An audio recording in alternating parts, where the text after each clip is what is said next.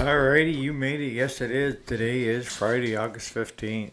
So, what are we going to talk about today? Well, I thought we'd talk about two different things, and that is one, Mark, that you brought up of customers of trying to say no, and they won't take that for an answer. And you, Amos, with your John Deere tractors, and Jason with his steel chainsaw. So, hang tight.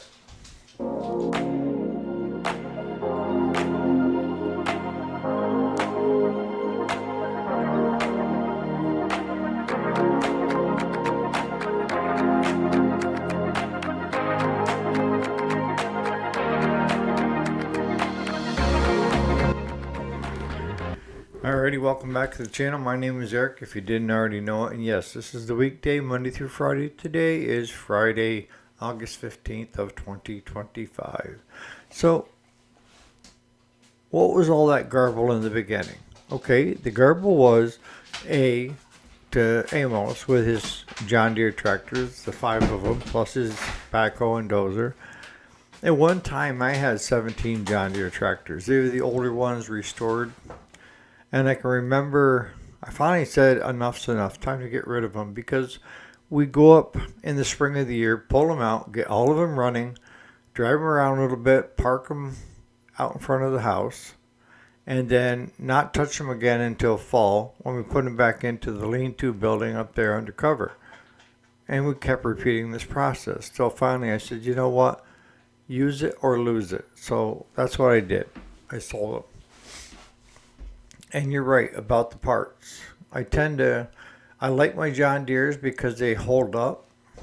And I've got a 2640, I've got a 2240 four-wheel drive. And the thing is, you can beat them right to hell and they keep going. Steel, I don't know about the newer ones, but I've got five of the older ones that are probably 10 years or older now.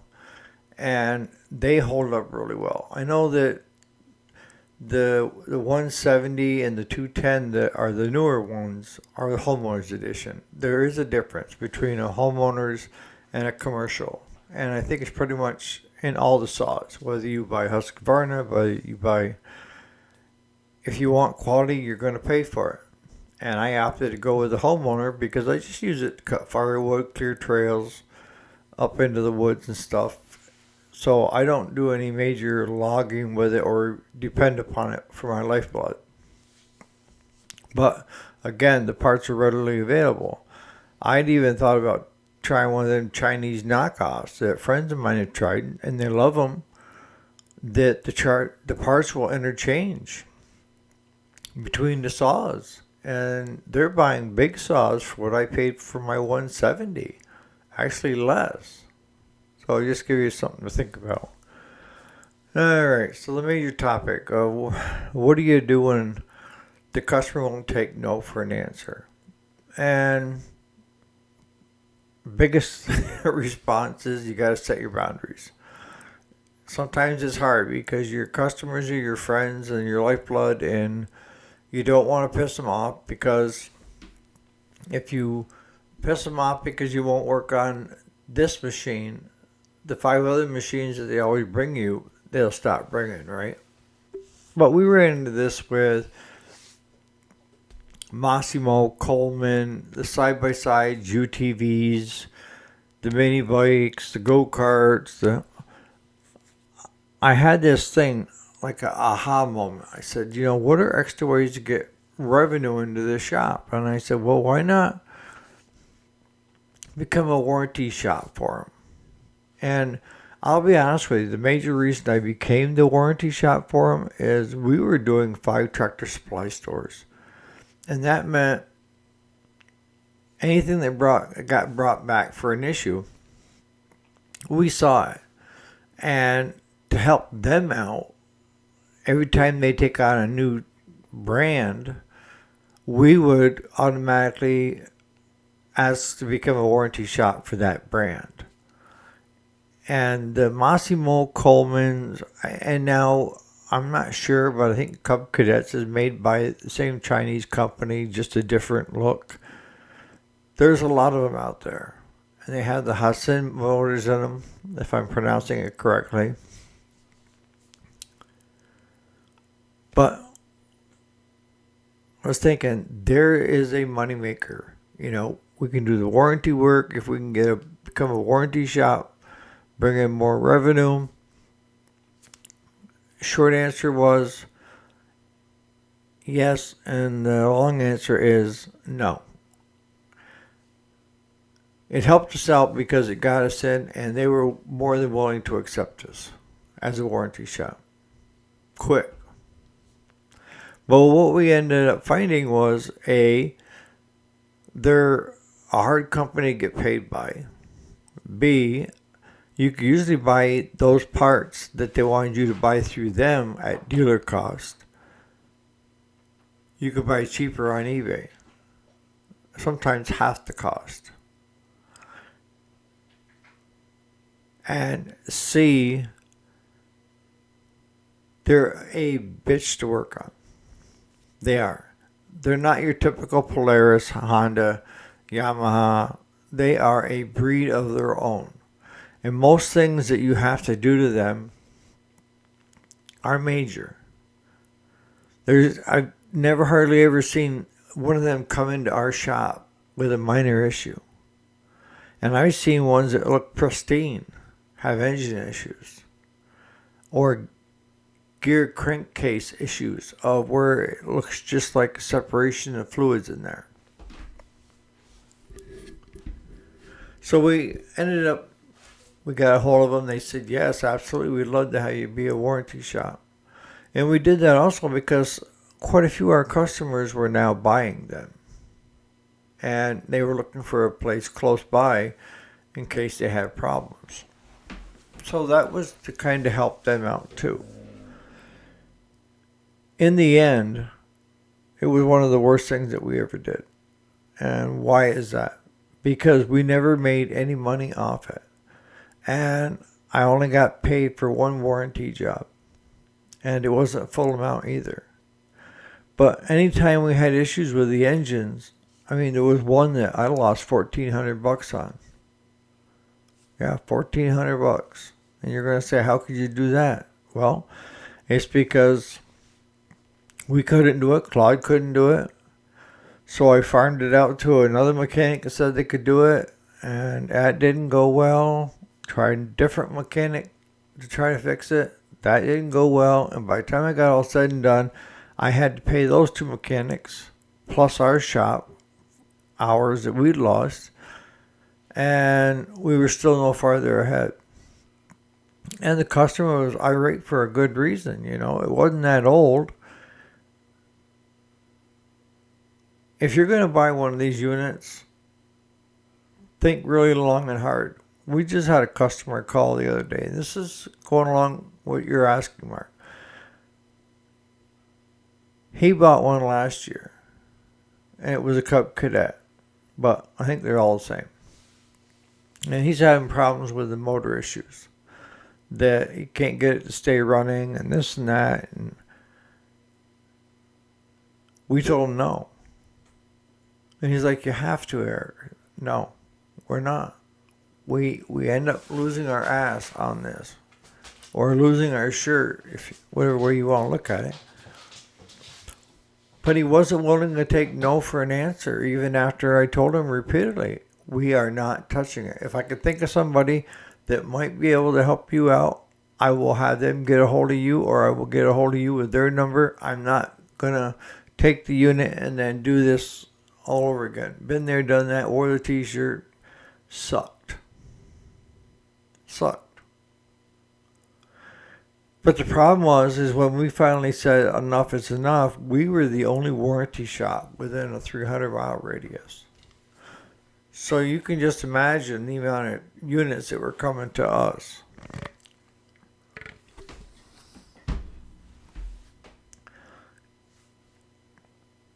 And the other thing that bothered me was a lot of stuff was operator error. I mean, when you have a machine that's less than 3 months old and the floorboards where your feet rest, you can see where trees have come right through the bottom of it, busted the plastic all to hell. And it looks like a machine that should be 25, 30-year old if it was a Polaris. They just, you get shoddy craftsmanship. You know, that's the easiest way I can tell you. We had, because Yamaha used to sell that brand for quite a while up in this neck of the woods. But even the Yamaha dealership would not warranty them. They were selling units, but they were not willing to warranty them. You'd have to take them to a Massimo repair shop.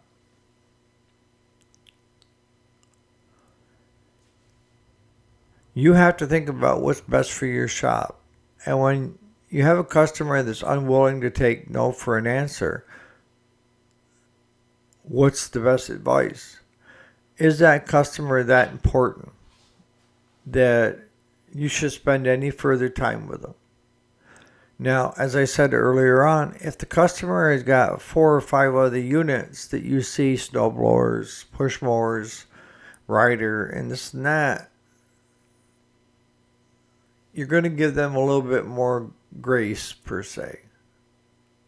But to me, the answer is still no. When it comes to these side-by-sides, no. If it's brakes, if it's CV joints, if it's, starters, but when you start getting into the electrical and engine, no. And then the biggest thing that I've learned is like a sixth sense. After a while, you'll pick that up, and then the hair on your back will rise up. Is when you start talking to the customer and you find out somebody else has already been in there trying to fix that problem. We are not backup. And what do I mean by that? When it comes to even the name brands, we are not a backup player. Don't come to us after somebody else has had their hands in there and started screwing around with stuff. And then wonder why we're spending all this time trying to redo and try to figure out what they did and screwed up. So that was the other thing that the old hairs on my back went up. And that was the customer said that, because we asked him, he said, "You sure?" Because he said the biggest problem is it wasn't charging the battery, which not only means a stator pickup, but if you know the Hassans and their engines and stuff, sometimes you pretty much got to yank that friggin' engine right out to get it to cover and everything else on it. But we asked him a couple questions about how he tried this to see if he had juice coming out the stator, and oh yeah, he had a guy do all that stuff. Well, why isn't the guy fixing it then if he's done all that stuff? Because he can't. And he doesn't want to. And he's probably learned from in the past the same way I have. Stick to your guns and be polite about it, unless you really hate the person.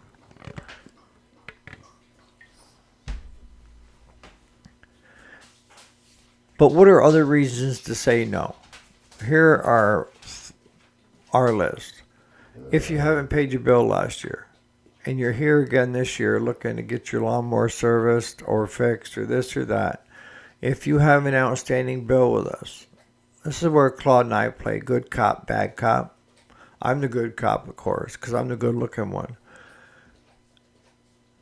If they call or show up, Claude will make it a point to make a mad dash to the non-payer column stack and dig that person's name out and then hoist it in front of them. And we usually get I thought I paid that. Claude's like, nope. He's like, nope, you didn't pay. That, we need to get paid just like you do when you go to work.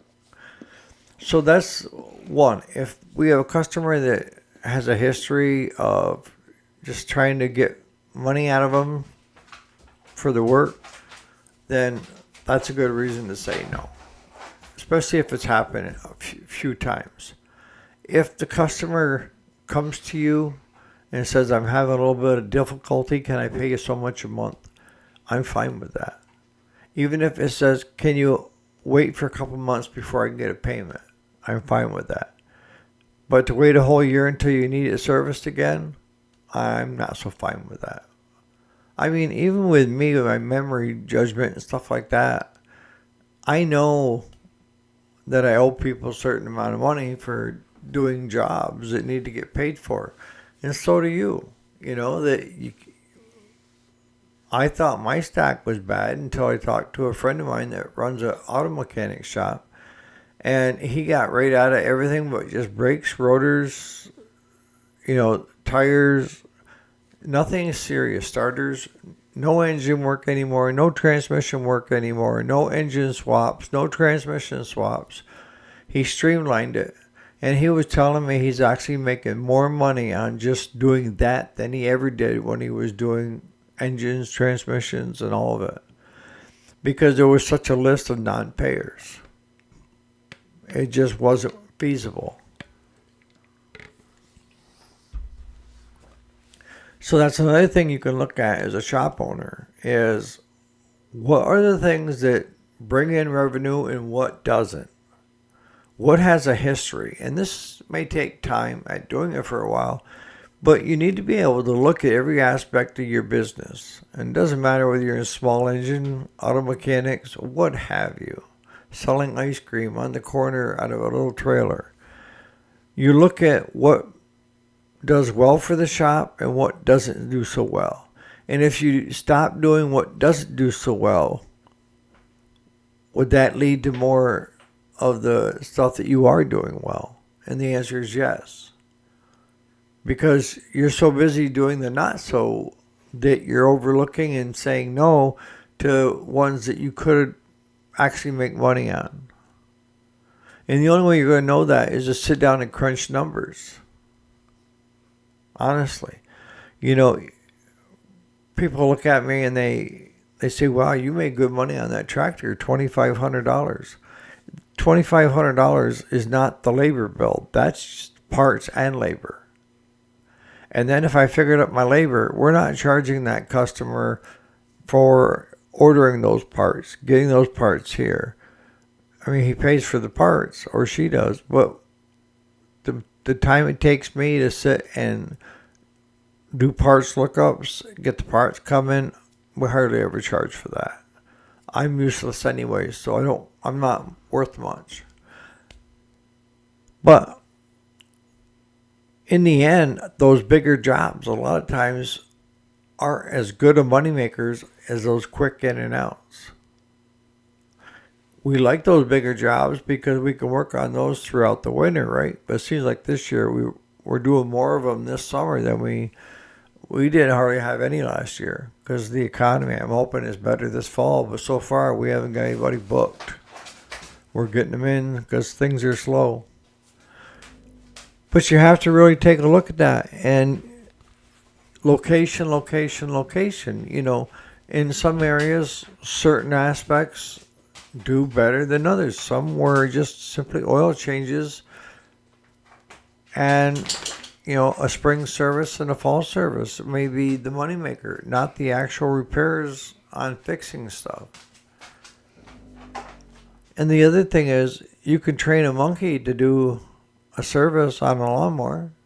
Look, I got trained.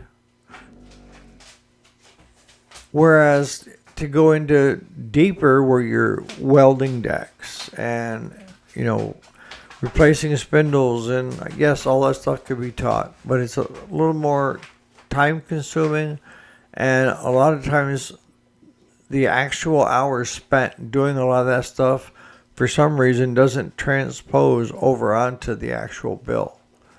Because I've told you this before, when I look at a bill, I look at it as a customer. And what would I think if I saw that bill? And how do I justify that to the customer that the bill is what it is? And have I been known to change the bill before? Absolutely. Because I don't want my customer to be shocked at what it costs. I love it when my customers say, that's it. I always say we can always go up, but we're not going down. I'd rather make a little bit over a lot than a lot on one and then nothing after. You see what I'm saying? Sometimes you got to give and take. It's not all about profit and loss. You got to stay profitable, but you pick and choose as the business owner where you're going to give the breaks. We tend to, older people on Social Security, I give breaks. Young people that I can see are struggling with kids and don't have a pot to piss in, which most kids don't, I try to give them a break. My philosophy and my feeling is always treat others the way you would hope to be treated, and what comes around goes around. Honest to God. And people notice when you try to help them. Most do.